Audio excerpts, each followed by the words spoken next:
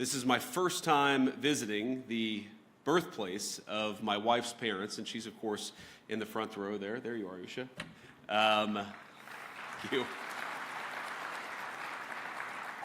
She's a bit of a celebrity, it turns out, in India, I think more so than her husband.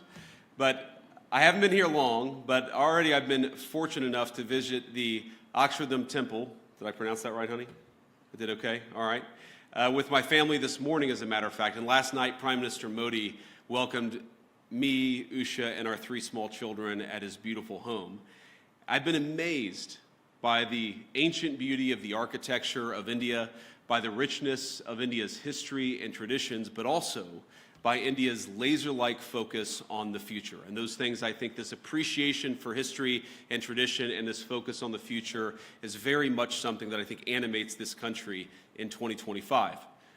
Now, in other countries I've visited, it sometimes feels like there's a flatness, a saneness, a desire to just be like everyone else in the world. But it's different here. There's a vitality to India, a sense of infinite possibility, of new homes to be built, new skylines to be raised, and lives to be enriched. And there's a pride in being Indian, a feeling of excitement about the days that lie ahead.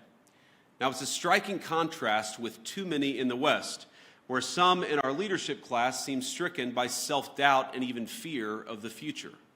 To them, humanity is always one bad decision away from catastrophe. The world will soon end, they tell us, because we're burning too much fuel, or making too many things, or having too many children. And so, rather than invest in the future, they too often retreat from it. Some of them pass laws that force their nations to use less power. They cancel nuclear and other energy generation facilities, even as their choices, the choices of these leaders, lead to more dependence on foreign adversaries. Meanwhile, their message to their friends, to countries like India, is to tell them that they're not allowed to grow. Well, President Trump rejects these failed ideas.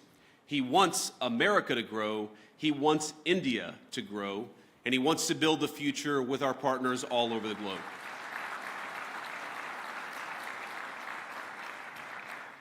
And when I look at this audience, or when I visit this incredible country over these last couple of days, I see a people that will not be held back. Now, the most profound responsibility, I believe, that all of us have is not to ourselves, but to the next generation, to make sure we leave them with a better society than the one that our parents and our grandparents gave us. And this is the world that America seeks to create with you. We want to build a bright new world, one that's constantly innovating, one that's helping people to form families, making it easier to build, invest, and trade together in pursuit of common goals. Now, I believe that our nations have much to offer one another. And that's why we come to you as partners looking to strengthen our relationship.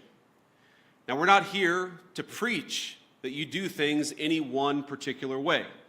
Too often in the past, Washington approached Prime Minister Modi with an attitude of preachiness, or even one of condescension.